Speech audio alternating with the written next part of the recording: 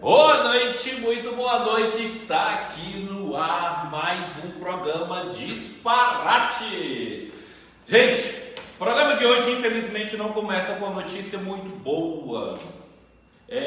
Eu venho aqui em nome não só da família Aragão Campeiro, mas como de toda a família maracanauense, dar aqui a nota de pesar e nossos profundos sentimentos a todos da família Campos, tá? Pelo o falecimento da dona Mariquinha, tá? Fica aqui a nossa nota de pesar, os nossos sentimentos, e que tenha certeza que ela foi uma pessoa incrível e que estará guardada para sempre na memória e na história da nossa cidade, tá?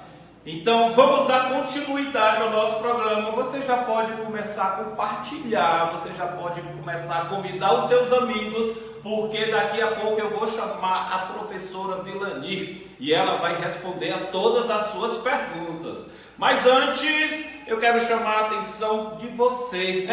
Você aí do Acaracuzinho, Industrial e Alto Alegre. Gente, a Multiplay chegou e chegou com tudo. Ela chegou com 100 megas de velocidade, apenas sabe por quanto? R$ 99,90. É isso mesmo. Você adquire um pacote com 100 megas de velocidade e paga R$ 99,90. Tá esperando o quê? Então ligue já. 2010 1010 e garanta a melhor internet do mundo com a Multiplay. Papo tá bom. Antes de eu chamar a entrevistada, eu quero falar aqui das nossas regras, tá? Que servem para todos os entrevistados. Gente, cada entrevistado terá 30 minutos para responder as perguntas, como foi ontem com o candidato Lucilino, hoje com a Vilani e assim com os demais programas. E 1 minuto para as considerações finais, tá bom? A câmera está invertida mais uma vez, que eu já vi aqui, tá? Peço desculpa a vocês mais uma vez, mas é porque teve um probleminha técnico desde ontem que esse problema está na câmera e que infelizmente a gente não está podendo consertar, tá? Mas que isso não tire o brilho e o do programa, tá bom? Vamos parar um pouco de papo e vamos chamar aqui a professora Vilani. Professora Vilani, seja muito bem-vinda aqui ao nosso Disparate, tá? É um prazer recebê-la. E eu queria saber da senhora, assim, o que é que a senhora acha que o internauta voltou tanto para a sua participação? Primeiramente, eu acho que a rede de solidariedade que existe em torno da nossa candidatura.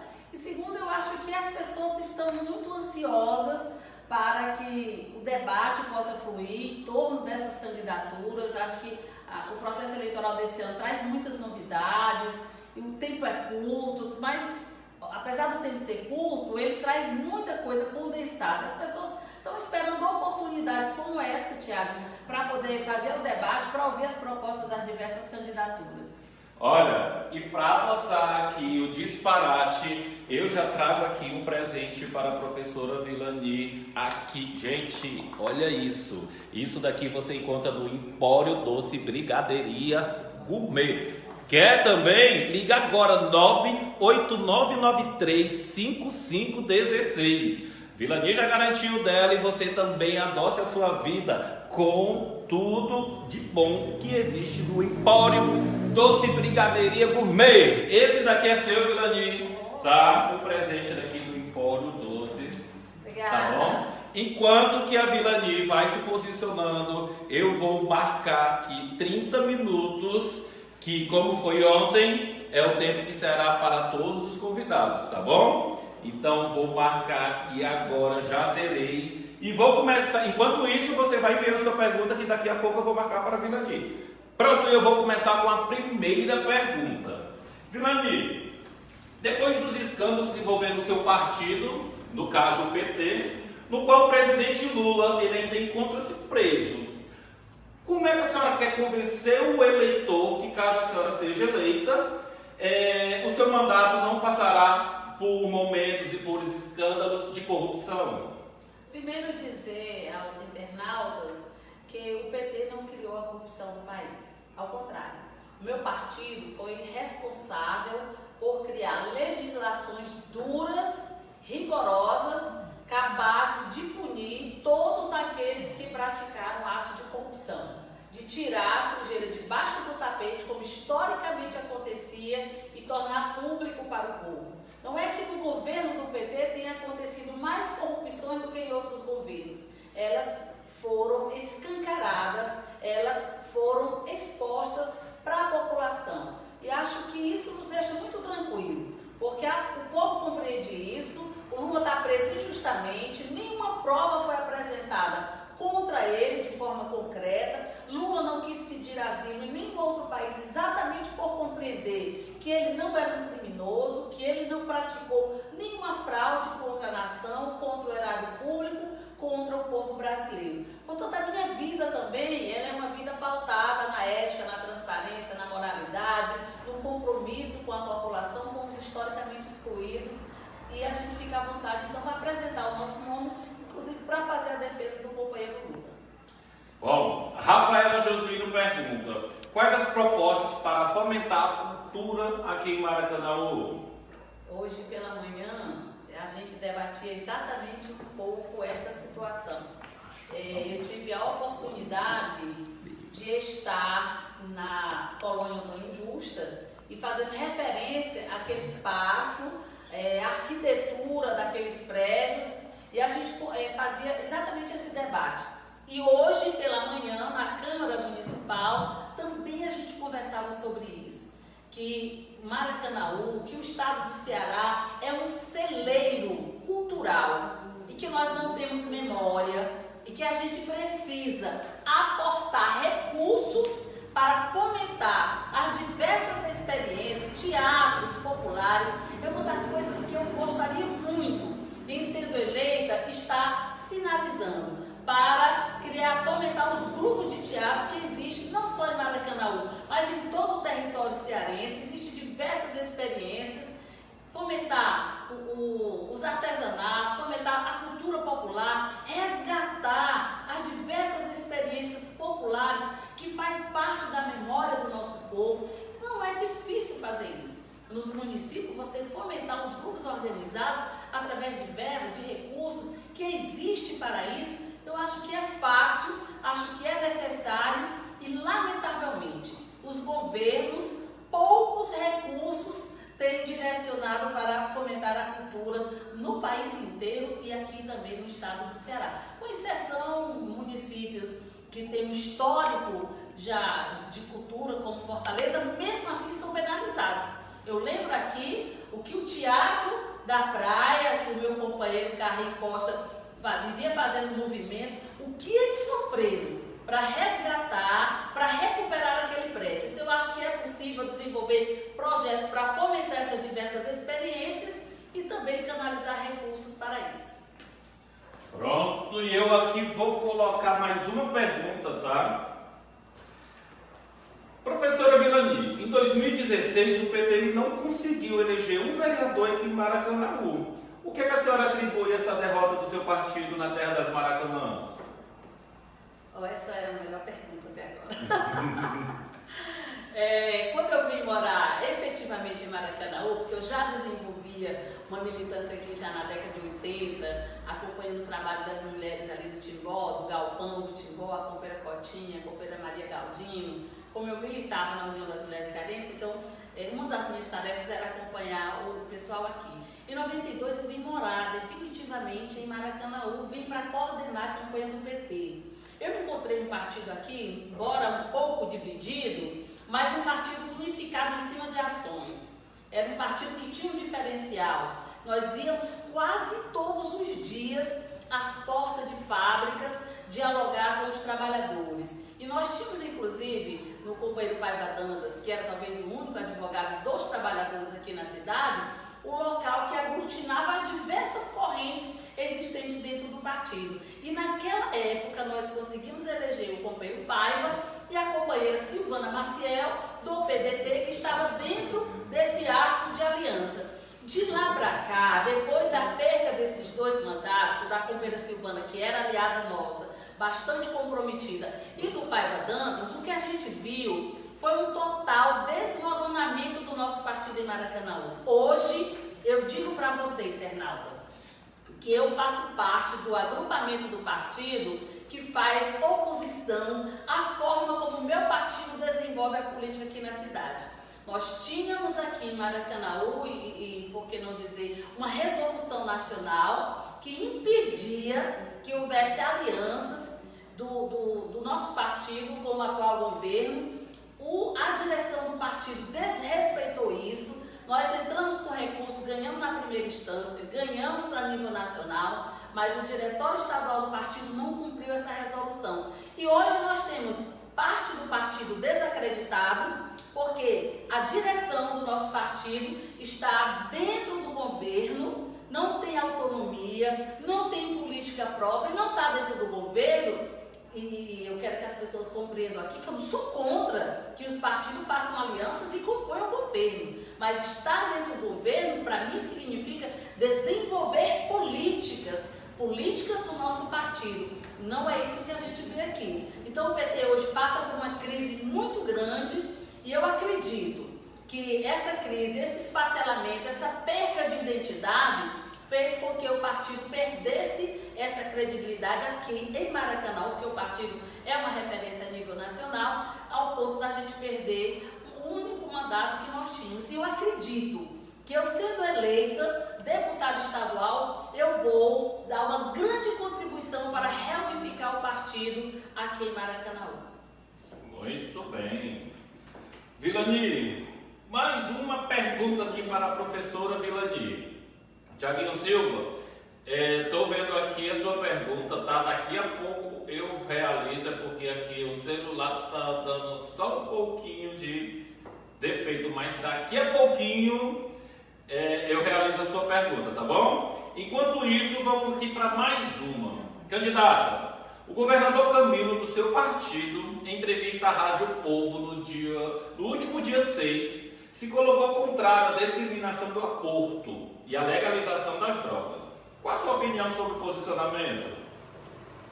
Nós temos acompanhado esse debate com muita tranquilidade e também com muito cuidado, porque muitas vezes há uma interpretação duvidosa com relação a essa demanda. Enquanto feminista, enquanto militante do movimento de mulheres, nós lutamos pela descriminalização do aborto. E aí a gente viu que nos últimos tempos houve uma restrição na legislação para que houvesse um impedimento de diversas situações em que a mulher pudesse praticar, fazer uso dessa prática.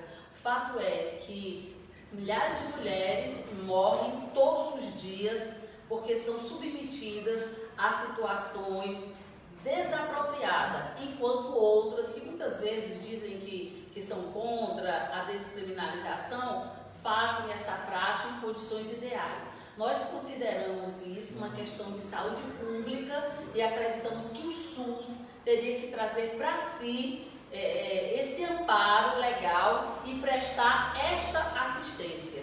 O que o governador coloca é do ponto de vista da percepção que ele tem, mas nós do movimento de mulheres entendemos que essa situação é uma situação que está intrinsecamente ligada à saúde pública, que portanto o Estado deveria, além de fazer esse debate e incorporar a demanda dessas mulheres, propiciar toda uma questão psicológica, de conhecimento, de fomentar o debate já com a adolescência, que muitas vezes a gente vê, são casos assim extremos de jovens que mal saíram da infância, já estão engravidando sem ter condições, uma criança, de cuidar da outra. Esse é um debate que a sociedade como um todo deveria fazer.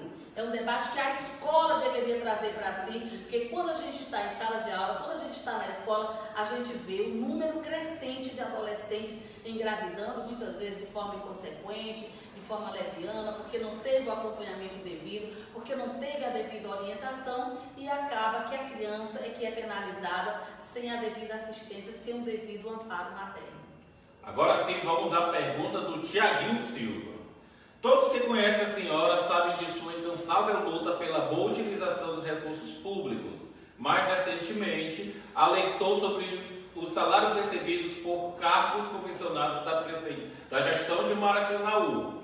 Inclusive, publicou o nome de pessoas que estavam recebendo dinheiro público e não trabalhavam. Segundo a senhora, na sua primeira declaração de conta, atualizada no dia 18, do Divulga Cândido, consta que o Partido dos Trabalhadores doou R$42 mil para sua campanha. Esse dinheiro de fundo partidário é retirado de muitos setores como saúde, educação e segurança. A senhora acha correto usar dinheiro público para fazer a campanha? Sim, eu acho correto. Eu fui favorável ao financiamento público de campanha, exatamente por entender a importância que os mandatos exercem, né? Que é em prol da coletividade. Então, sou favorável, meu partido é favorável, nós defendemos essa bandeira, porque eu acho que o financiamento privado de campanha é que levou o Brasil à situação em que ele se encontra, onde empresários financiavam campanhas, onde o agronegócio financiava campanhas, ao ponto de que o Congresso é conhecido como o Congresso da boi, da bala, enfim. Essa prática precisa ser abominada no país. Eu acho que nós demos um passo gigantesco do ponto de vista da democratização, porque a aplicação desses recursos agora é público, tanto é público que você sabe o valor que eu recebi, você vai poder acompanhar como que eu gastei esses recursos, onde eles foram aplicados, e a nossa campanha vai honrar esses recursos exatamente porque são recursos oriundos dos impostos, do povo, e a gente acredita que essa transparência e essa formatação de fazer campanha com os recursos públicos vai reduzir drasticamente a corrupção, porque quando a iniciativa privada financia a campanha, ele pega de volta aquilo que ele aplicou, ao ponto que o nosso querido Dom Luiz Lochardo dizia que o político que compra o voto, ou ele roubou ou ele vai roubar. Portanto, o que financiava a campanha também, depois tirava aquilo que ele aplicou. Ao ponto de que nós temos, nas representações do parlamento, segmentos totalmente fatiados. Quem representa o agronegócio, quem representa os empresários, quem representa os banqueiros, e dessa forma a fatia dos que representam os trabalhadores é ínfima, é bem pequenininha, exatamente porque os trabalhadores não têm recurso para financiar a campanha dos seus representantes. Respondido, Tiaguinho, aí a sua pergunta. Agora tenho aqui mais uma. Professora Vilani, aqui em Maracanaú, como todos sabem, nós temos a aldeia indígena, Itaguari, e recentemente teve uma cacique que sofreu um atentado de vida. Quais as ações em prol da preservação e da cultura indígena a senhora pretende implantar, caso seja eleita deputada? Bom, primeiro é importante deixar claro que enquanto deputada a gente não implanta. Né? Nós vamos legislar, nós vamos apresentar projetos que dependem de parcerias, dependem da pressão popular, depende da boa vontade do governante, dos meus pares, para que seja aprovado. Nós temos uma preocupação grande com o território indígena, principalmente aqui dos Pitaguaris, que tem sido parceiros nossos enquanto sindicato. Em diversos momentos nós podemos contar com a participação. Nós lamentamos muito a morte do companheiro Daniel e nós sabemos o quanto aquela comunidade está hoje meio que fragmentada, né? Acho que o atentado à cacique Madalena, ele traz para nós muitas preocupações, traz a preocupação do que está acontecendo naquele território, não só do ponto de vista da disputa, mas do ponto de vista também do uso de droga, do álcool, que infelizmente já é uma realidade naquela localidade, naquela comunidade, e nós pretendemos fazer debates.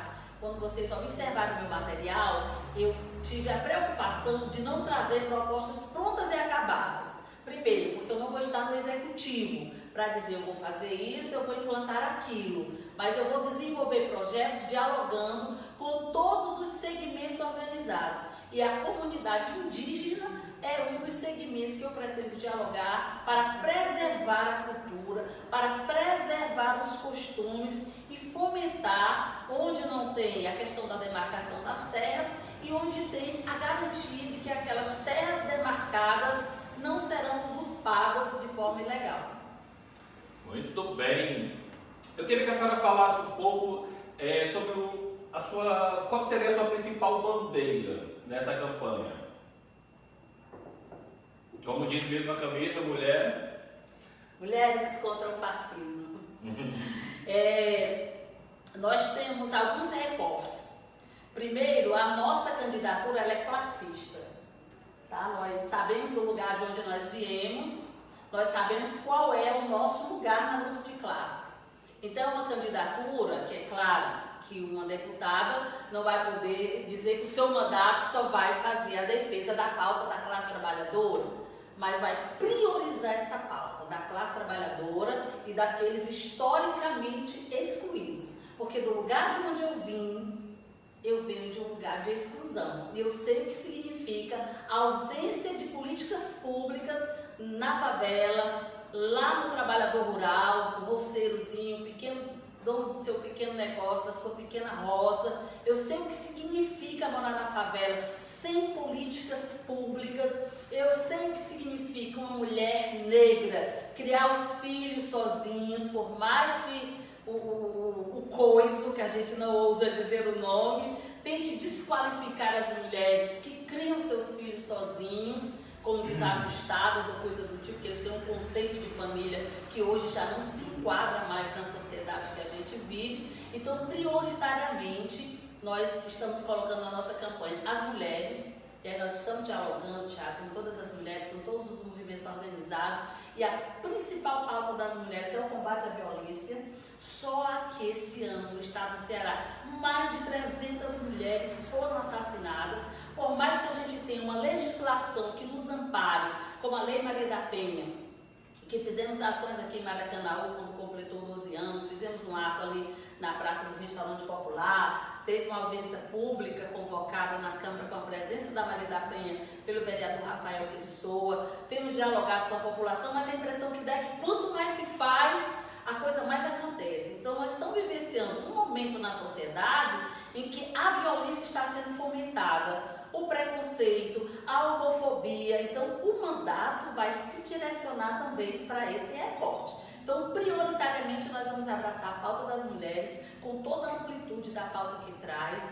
Nós queremos dialogar com a juventude, principalmente com a juventude negra que está sendo exterminada. Há um genocídio sendo praticado contra a nossa juventude e pelo Estado, que é quem deveria dar segurança e proteger essa juventude. Então, o mapa da violência traz dados estarrecedores da quantidade de jovens que perdem a vida todos os dias. É preto, já é suspeito. Usou boné, então se tiver tatuado é marginal, o Estado já elimina de cara. Nós vimos agora recente advogada ser algemada enquanto estava no exercício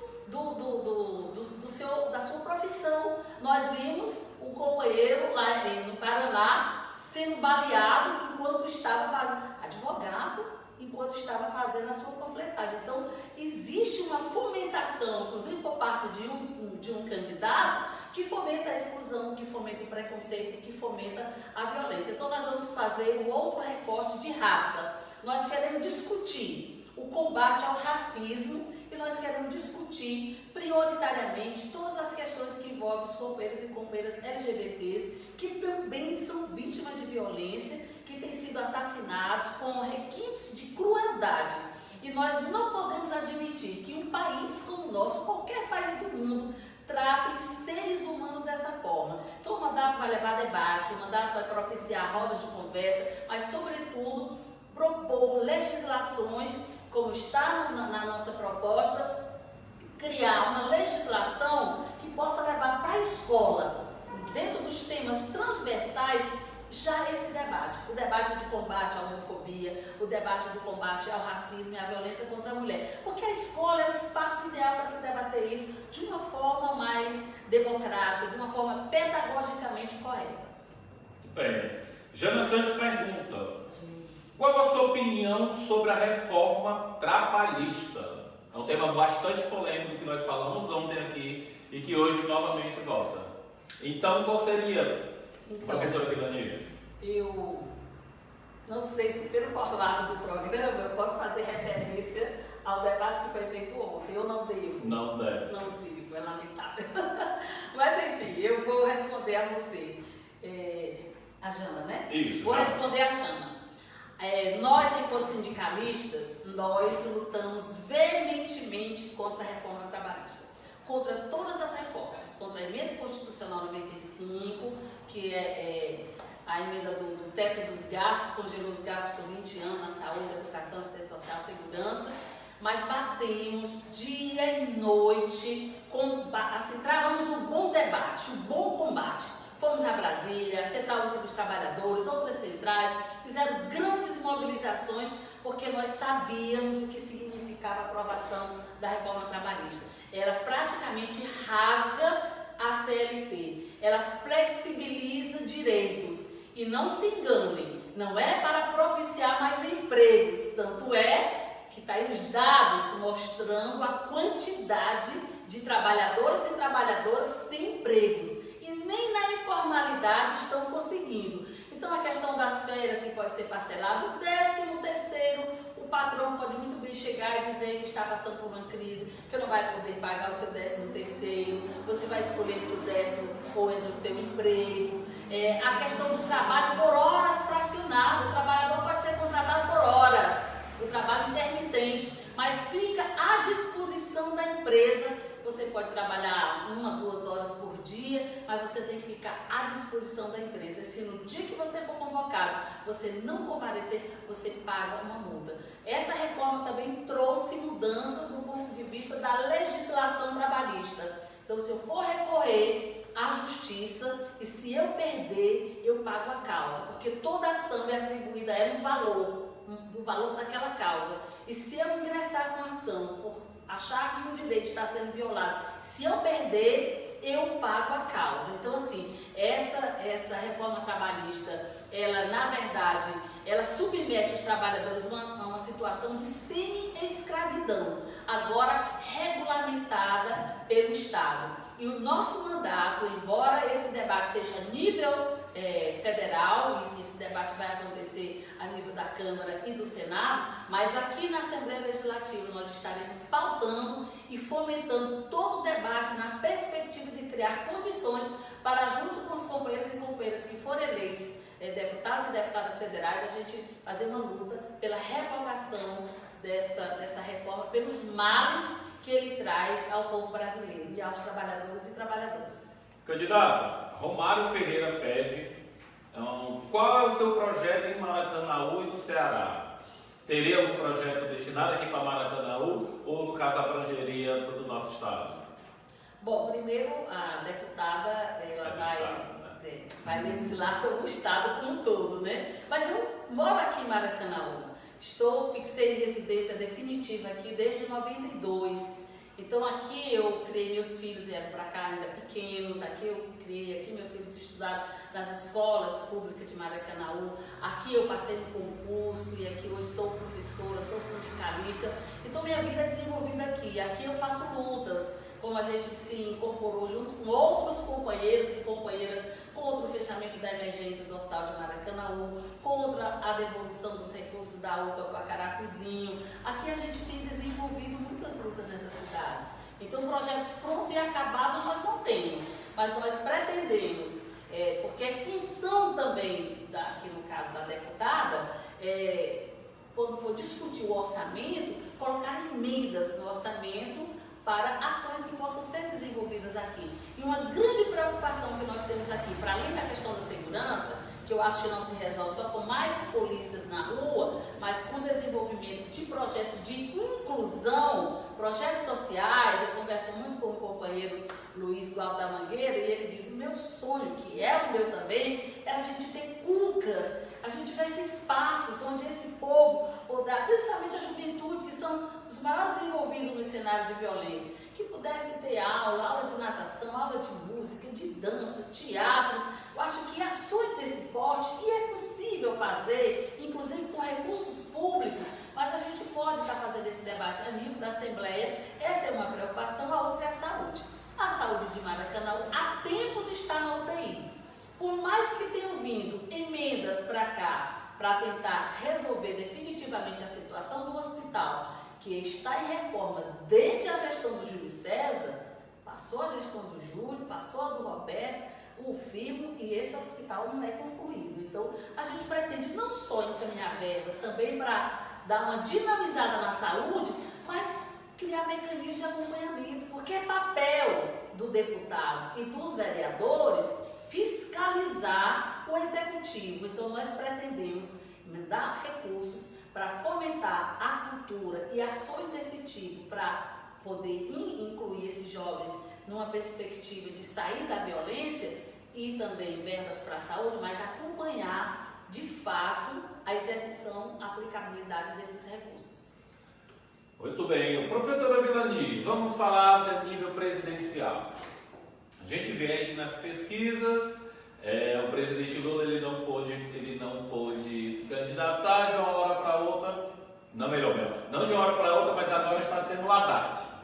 Então, eu queria saber qual o pronunciamento em relação a essa escolha e o que é que o eleitor pode esperar, que de repente o Haddad ele possa ser diferente do que até então tenha se formado diante do seu partido. Então, primeiro lamentar que Lula não seja candidato, é por isso que ele está preso, é por isso que ele foi condenado, porque em todos os cenários de pesquisa o Lula venceria no primeiro turno. E Lula solto, Lula livre, Lula seria presidente desse país para dar retomada ao crescimento, os projetos de inclusão, que foi o único presidente neste país que mais fez pelos pobres, que elevou este país aos olhos do mundo inteiro, que fez políticas internacionais, que fomentou a nossa economia, enfim, fez ações para todos os segmentos, cisterna do campo, a agricultura familiar, leis para coibir a violência, projetos de inclusão da juventude, das universidades, institutos federais, o PAC, que foi obras gigantescas, Minha Casa Minha Vida, enfim. Teve projetos de todas as formas. E o Haddad, ele não foi de uma hora para outra, não foi uma construção de uma hora para outra. Nós acreditávamos que o Lula seria o candidato. E acreditávamos, Tiago, porque a gente acredita na justiça. Por mais que a gente veja a partidarização, a política, né, que se tornou lá dentro dos espaços que antes eram intocáveis, alguns anos atrás, você jamais poderia imaginar que o Supremo Tribunal Federal pudesse estar de conluio com o Poder Executivo. Acho que hoje fica mais claro para a população, quando nós dizíamos que o golpe era contra os trabalhadores, eu acho que hoje fica claro. A população percebe isso, principalmente os mais pobres. Eu tenho andado na casa das pessoas, eu escuto as pessoas dizerem isso, lamentar isso. Então o Haddad, ele vai dar continuidade a essa política. É isso que você que está nos ouvindo pode esperar. Porque há um candidato que pode se tornar o queridinho, que posa de bom moço, que posa de centro-esquerda, ele pode ser uma alternativa das elites, se o candidato das elites não decolar. Portanto, eu peço aqui à população que avalie com muita tranquilidade. Não é porque foi o Lula que pediu, vejo muito esses debates, Thiago, nas redes sociais, porque o Lula pediu. Não, porque o Lula e o nosso partido avaliou dentro deste cenário qual a pessoa que estava mais preparada para fazer esse enfrentamento. E vai ser a política de continuidade do que foi o governo Lula. Agora de uma forma mais amadurecida, com menos erros, que nós cometemos erro enquanto partido, isso é inegável. Acho que com menos erros. Acho que a política de aliança foi mais correta. As pessoas reclamavam porque diziam que o Lula era analfabeto. Nós temos um professor agora, candidato. As pessoas reclamavam que a aliança era para o segmento da direita. Nós temos uma aliança agora com a esquerda, PT e PCdoB. Portanto, eu acho que o partido escolheu a pessoa correta e a aliança correta para governar e colocar esse país nos trilhos para o povo voltar a sorrir. Tem aqui uma pergunta do Tiaguinho Silva, mas infelizmente nós já chegamos aos 30 minutos, tá, da nossa entrevista. Então agora eu dou 1 minuto para que a professora Vilani faça as suas considerações finais. Com você, professora Vilani. Eu vou ficar de pé. Eu primeiro quero agradecer a todos os internautas que votaram para que nós viéssemos para esse programa e de alguma forma dialogar com você que está nos ouvindo. Agradecer ao Tiago e parabenizar o Tiago. Acho que iniciativas como essa precisam ser reproduzidas, porque falta debate e a gente precisa dialogar, ainda que de forma indireta com vocês. Sou candidata para poder dialogar com todos os segmentos da sociedade, com as mulheres, com os homens, com os pretos, com as pretas, com a classe trabalhadora e essencialmente com os servidores públicos municipais, porque sou a representante nacional do ramo, hoje licenciada, sei o que significa uma má gestão nos municípios, que quem sai penalizado é a população e os servidores públicos que têm os seus direitos negados, e sei o quanto é importante ter uma tribuna de debate na Assembleia Legislativa para estar fazendo essas denúncias, mas para estar apoiando iniciativas exitosas nos diversos municípios. 1 minuto para a candidata para as suas considerações finais. Muito obrigado, tá, Vilani, professora Vilani, pela sua participação. Muito obrigado a você que enviou as suas perguntas, tá? Desculpa mais uma vez o erro da câmera, como eu expliquei. Infelizmente a gente está passando por um probleminha técnico. E eu pretendo amanhã, com o candidato Julinho, amanhã quinta-feira às 19h30, a gente tem um encontro marcado aqui. E o entrevistado será o Julinho, tá bom? Candidato Julinho, amanhã às 19h30 no Disparate. Então, fiquem com Deus. Até amanhã, no meu, no seu, no nosso Disparate!